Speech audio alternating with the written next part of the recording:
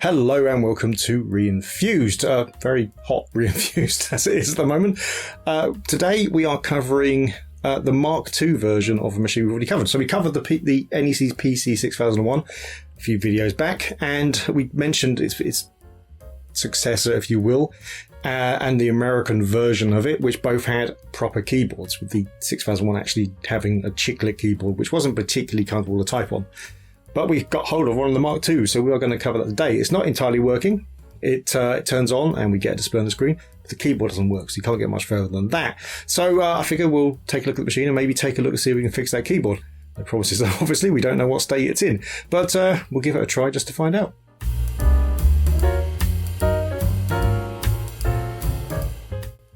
Before the video, I'd just like to talk about our sponsor, PCBWay. PCBWay is the one-stop shop for your fabrication needs, whether it's creating your own PCBs, browsing through their large libraries of shared products, or if you want professional-grade 3D printing, CNC milling, or even shared metal fabrication and injection molding. Take a look at PCBWay.com now for great prices and a professional and quick service. We've printed a few projects with PCBWay, and we've always had a great return on it and excellent prices. So here it is. This is the Mark II. So let me bring in, you may not remember our video, or you've never seen it, of course. So let me bring in the original 6001 to the edge here. And you can see it's a kind of, there's a similar shape there. This is obviously a lot lower down, and this is a more squared off shape rather than a slightly rounded one of this. I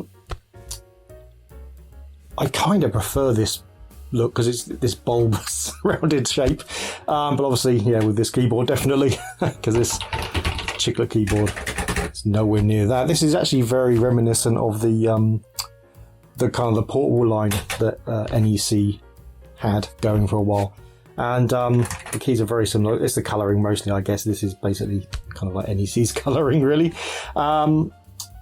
Yeah, I guess for just general use, I definitely prefer this. I mean, for lots of reasons, not just the keyboard. The keyboard was just one of the changes. There's a lot of, let's say, quality of life changes on this as well. It's got 64K by default rather than the 16K that this had. It's got a bunch of different screen modes up to like 320 by 200. This one only went up to 256 by 192, and a maximum of 15 colours instead of 9 that this one's got. Yeah, and neither of them are particularly clean, I will admit. This also got some extra ports as well, like an RGB and a floppy connector. Lots of quality of life changes, but I like the big bulbous look to this one. Anyway, oh god, it's quite a heavy machine. It's also, the cable is trapped underneath the sword, which yes is still not fixed. I need to get onto that. And the sword is a very heavy machine. So I couldn't release it, but I could just get enough of it out to bring it up here to this table. Anyway, yes, the keyboard, it was quite nice. It's a bit spongy, a little bit spongy, but it's not too bad at all. I do like the look, even though, like I said, I prefer the bulbous look of its brother.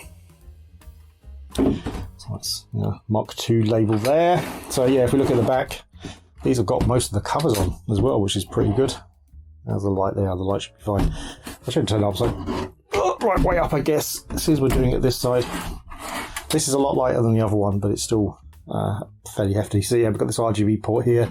This is also a composite out over here as well. That I think is the tape port. Obviously power button. That's a grounding. Is that grounding strip? Yeah, I think it's a grounding strip. Reset button. RF. Maybe that's composite. I'm sure that one's composite though, but we'll find out. And yes, floppy drive and RS-232 style ports, and this I think is like the,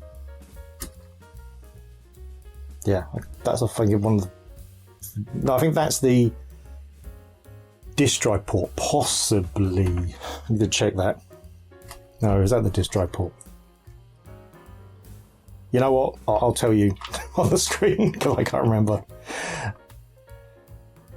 Oh my word, there we go. On this side, we have 2 joystick ports. And the other side, my arms are quite at the extent because I'm behind the camera. That's why this is so difficult. We have the cartridge port.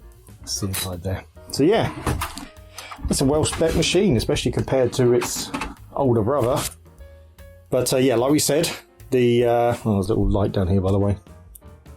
Another one over there. I think this one is one of the lock ones. Anyway, compared to its brother, it's a well-spec machine. But yeah, we turn it on, it will power up, and it will show the display. The display looks pretty good as well, so that's a good sign.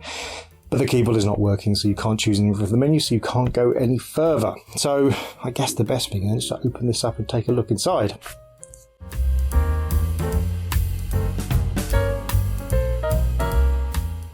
Right, well, just before we open it, I will say those screws came out way too easy for me to be comfortable. So maybe someone's been in here before. Right, so there we go. We can remove the speaker over here by looks of it. Yep, there we go. Speaker's off. Excellent. That's what I like to see. So, yes, the keyboard then. It's connected down there using those two sockets. So it's not a membrane at least. Oh, and it's earthed over here as well. So let's remove this earth.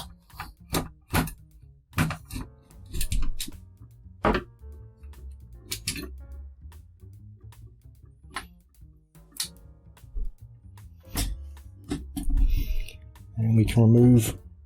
Oh, can you stretch there? Oh, there's another earthing one on the other side. My word! I'm being careful with the earthing. With this earthing cable as well. Hopefully these are the same screws.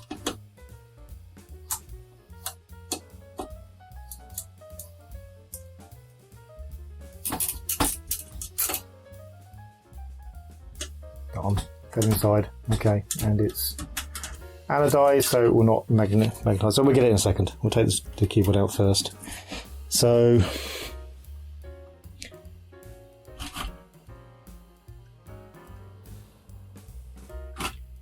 there's the clip.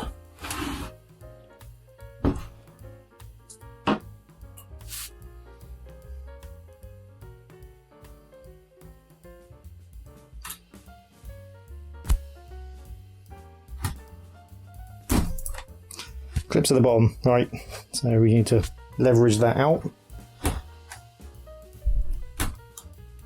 and that'll pull out. There we go. So we can remove the keyboard.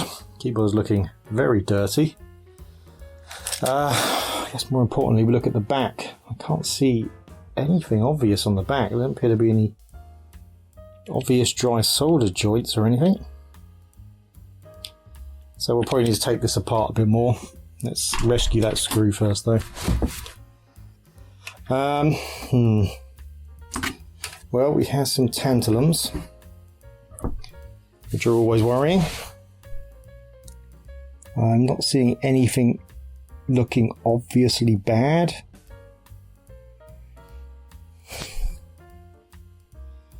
There's no fishy, garbagey smell, which would precede a electrolytic cap having gone. None of the tantalums are blowing up. That doesn't necessarily mean they're not working. They're working, unfortunately. They can just die without blowing up. So, I mean, the problem could be on the motherboard, which is going to be a much longer investigation. Which makes another multi-part one, which would be, I'm sure everyone will love that. An interesting machine. There's lots and lots of custom chips. Yeah, I'm surprised by the amount of custom chips on this. I'm guessing this is the ROM, because that is a static ROM type. No, I don't know what this is then. Well, basically there's a few chips on here that I do not recognise, so if there's something seriously wrong with this machine, maybe unfixable. The fact that it powers up and the screen is pretty solid suggests it's mostly working. Again though, tantalums and capacitors could be dying. The capacitors haven't evacuated, so potentially okay. They've also got a mark on the top, which might be nothing, but that is certainly something that a lot of people use to mark capacitors when they're recapping a board. So I wonder if this has been recapped. Anyway. Now, I wonder what these are, because these I don't think were populated, right? They can't have been. So I wonder what they're for. Maybe they're alternative keyboard sockets. We'll find out these are in the... One big and one small. Yes, they are the same style connectors. So, interesting. Wonder if they are just an alternative connection point. If there's a different type of keyboard or something. Anyway, this isn't getting us any closer. What we need to do is take the keyboard apart just to see if we can see anything obvious inside there. Which is quite a lot of screws, so yes. Get ready for jazz.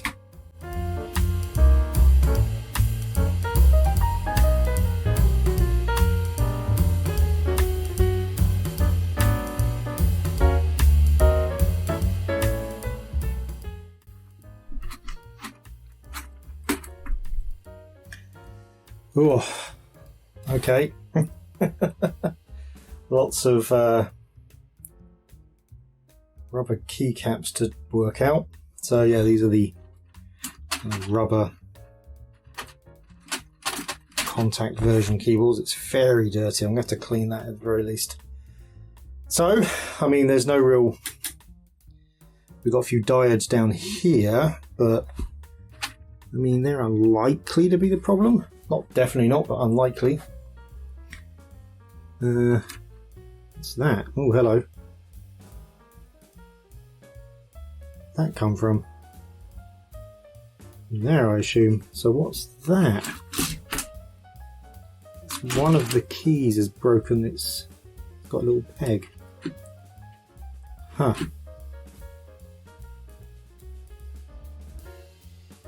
So that's supposed to be in there. Won't go in anyway. I'm going to snip off this cable fastener here.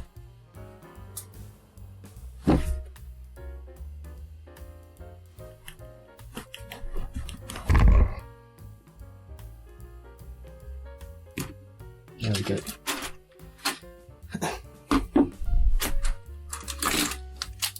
Now they're completely apart. Okay, so that was only one of the returns, I guess. Is there two contacts on return? So okay, no, so that doesn't actually touch anything. I guess that's just to stop the return key from wobbling about. So we can probably glue that back on. What I'm going to do is give this a bit of a clean, and I might just reflow these, because these look a little bit wonky to me. I mean, not bad. So it's possible that there's nothing wrong with this keyboard and it's something in the main board that's caused the problem. It's also possible these diodes have gone, or one of them. So we'll have to test those and maybe work out exactly what they are. Or I guess it's possible that there's some dodgy solder joints all over the place, but I can't see anything major. If that is the case. Anyway, first thing, let's just go and give this a quick clean. As soon as we've got it open, and maybe we'll try and get some of the muck out of here as well. Anyway, I won't show that. If you ever do want to see those things or see me reflow the solder joints, it's not a very interesting task. That's why I don't bother showing it. Obviously, if you want to see it, then just let me know in the comments and I will from then on show it. But anyway, now I will go off and I will do stuff on these keyboards, then come back. So let's put this back together. Fully knowing we're going to have to take it apart at some point to fix that key and probably to try again fixing the buttons. Again, we're not sure where this problem is. It might be on the main board rather than on the keyboard itself. It's entirely possible. Oh, why are you being such... You have to bend more, is that it? There we go. Put the screws in, we'll hold it down. Right, ready for some more jazz then.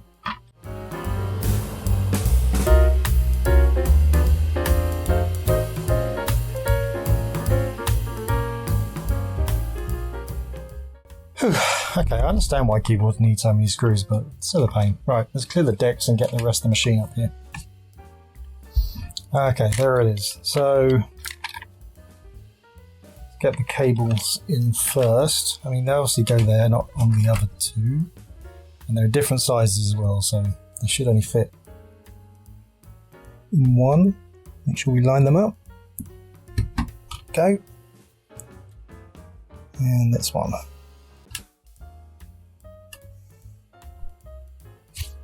Lined up. Seems to be. It's not going in though.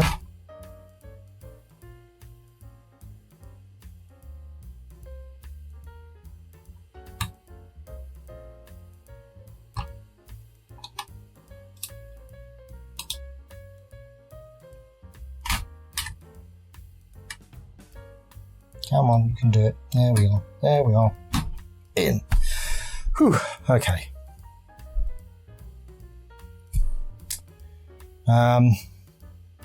Yeah, we haven't fixed anything, but so we're going to have to reopen this up at some point. But anyway, I'll show you what's happening at least, so we get to see the machine doing something. Let's put these back in.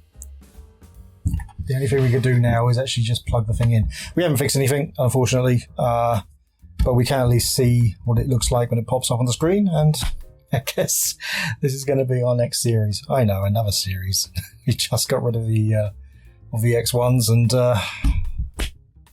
now we're adding this one to the collection of machines to be repaired. Anyway, let's plug it in and see what the screen looks like. Okay, so we are connected. It's plugged into the composite output. Yeah, all I've got to do is throw the big switch, so we know this will work. Well, it should do. Yep, there we go. That's what we expect. Don't worry about that. I think that was just the retro tink. Don't remember it being that bad image-wise. Maybe I'm remembering wrong. I don't know. I've got a picture somewhere. I'll have a look at that. Right, so basically, yeah, we need to choose an option.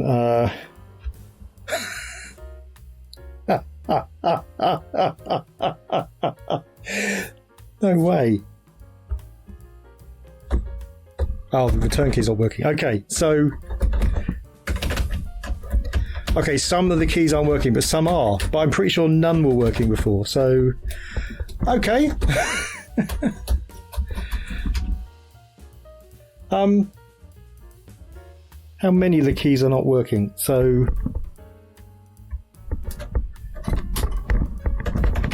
delete's not working.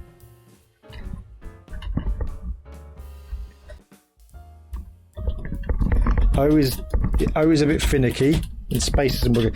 Okay, so some of the keyboard isn't working, some of it is. That's better than I thought, though. So I'll take that as a win. Yeah, R's not working. Oh, R is kind of working. All right, so it's a bit finicky. But that's better, actually. A partially working keyboard is a much better sign than a keyboard that's not working entirely. So I'll take that. All right. Space not working entirely. Yeah, space isn't working at all. Stop is working. Mode is working. Escape. Oh, what did that just do? Uh-oh. Did that just go bang, bang? Okay, the machine just turned off, so there may be more problems. Pressing escape caused the machine to go off. I wonder why. Yeah, that's... Well, there's no smells.